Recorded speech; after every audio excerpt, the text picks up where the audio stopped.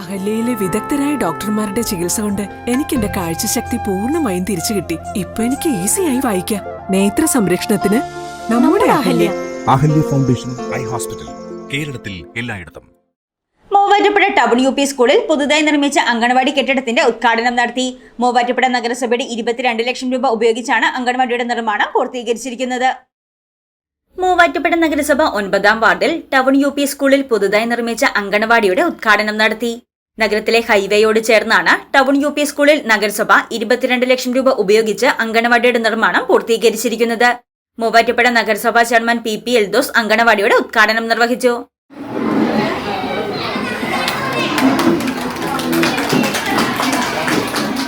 ഏതാണ്ട് 22 ലക്ഷം രൂപ മുടക്കിയാണ് ഈ അംഗൻവാടി ഇവിടെ സാക്ഷാത്കരിക്കുന്നത്. ചില ആളുകൾ പറഞ്ഞ അത് കഴിഞ്ഞ കൗൺസിലിൻ്റെ കാര്യത്തിൽ കഴിഞ്ഞ കൗൺസിലിൻ്റെ തുടർച്ചയാണ്. ഫൗണ്ടേഷൻ ടു മുക്കാൽഭാഗം, അതായത് ഇന്ത്യൻ ലെവലിൽ കഴിഞ്ഞ കൗൺസിൽ ഉണ്ടല്ലോ. നിങ്ങൾ അറിവിലേക്കൊരു കാര്യം, ഒരു പാവപ്പെട്ടവരുടെ കണ്ണീര് നടത്തുന്നു. കാരണം വെച്ച് കഴിഞ്ഞാൽ ഈ നമ്മുടെ ഉദ്യോഗസ്ഥന്മാർ അംഗീകാരം വാങ്ങാതെ ചില പണി കഴിക്കുള്ളൂ. ലിങ്ക്, അതായത് തറയിൽ നിന്ന് ലിങ്കിൽ വരെയുള്ള പണി, അതിൻ്റെ ഉത്പാദനം, കാശ്, മറ്റു വരെയുള്ള ബോധവട്ടം കൃഷിക്കാണ്. അത് കൊടുക്കാൻ കഴിയില്ല, കാരണം പൈലില്ല. പിന്നെ ഞങ്ങളുടെ ദിവസം വന്നപ്പോൾ നേരേക്ക് പണിയാൻ പെട്രോൾ കൊടുത്തു, അത് പൂർത്തിയാക്കി തേപ്പ് മറ്റു കാര്യങ്ങളൊക്കെ ചെയ്തു. ഈ താഴെ പണിത് വെച്ച ഭാഗത്തിന് രേഖയില്ല. അങ്ങനെ ഗതികൾ ഇതിനകത്ത് ഉണ്ടായിട്ടുണ്ട്. നമ്മുടെ പ്രദേശത്തുള്ള കുട്ടികൾക്ക് വിദ്യാഭ്യാസത്തിനുള്ള അടിസ്ഥാനപരമായ കാര്യങ്ങൾ ചെയ്യാൻ, കുട്ടികളെ സംരക്ഷിക്കുക. വിദ്യാഭ്യാസം മാത്രമല്ല, വീടുകളിൽ നിന്ന് കുട്ടികൾ എത്തുമ്പോൾ അവരുടെ ബുദ്ധിമുട്ട് നമുക്കറിയാം.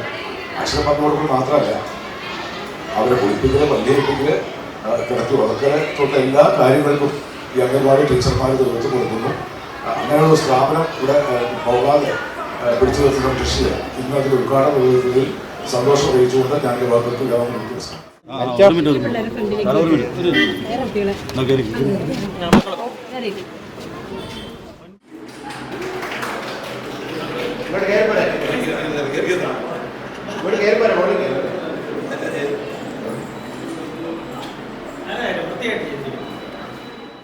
കേരള സർക്കാർ principal secretary doctor Raju Narayanaswamy IAS ചടങ്ങിൽ മുഖ്യാതിഥിയായി പങ്കെടുത്തു.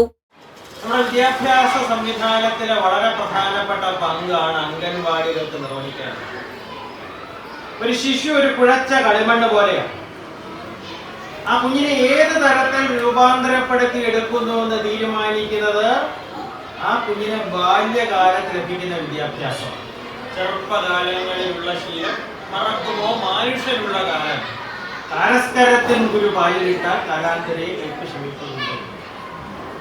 അതുകൊണ്ട് education stands for humanism, for tolerance, for adventure of ideas, for search for truth എന്ന പണ്ഡിറ്റ് ജവഹർലാൽ നെഹ്റുവിന്റെ വിദ്യാഭ്യാസ വീക്ഷണത്തിന് അനുസൃതമായ ഒരു വിദ്യാഭ്യാസ സമ്പ്രദായത്തിന് അടിത്തറ പാകുക. അതാണ് നമ്മുടെ അംഗൻവാടികളുടെ ആത്യന്തികമായ ലക്ഷ്യം.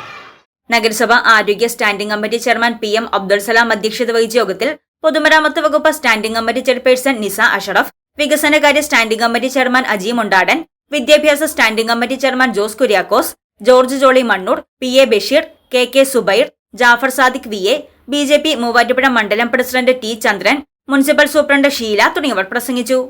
News desk Muvattupuzha news. AM George memorial school of fashion designing and garment technology. ഇന്ന് ഈ ലോകത്തെ ഏറ്റവും കൂടുതൽ അംഗീകാരവും പ്രതിഫലവും ലഭിക്കുന്ന കോഴ്സാണ് ഫാഷൻ ഡിസൈനിങ്.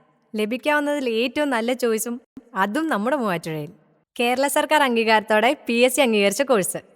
കൂടാതെ കേട്ടറ്റ് എഴുതി അധ്യാപക മേഖലയിലും ധാരാളം അവസരങ്ങൾ. SC OEC വിഭാഗത്തിൽപ്പെട്ട വിദ്യാർത്ഥികൾക്ക് സ്റ്റൈഫൻഡും സൗജന്യ പരിശീലനവും. ന്യൂനപക്ഷ വിഭാഗത്തിൽപ്പെട്ട വിദ്യാർത്ഥികൾക്ക് സ്കോളർഷിപ്പ് നൽകുന്ന ജില്ലയിലെ ഒരേയൊരു സ്ഥാപനം. AM George memorial school of fashion designing and garment technology.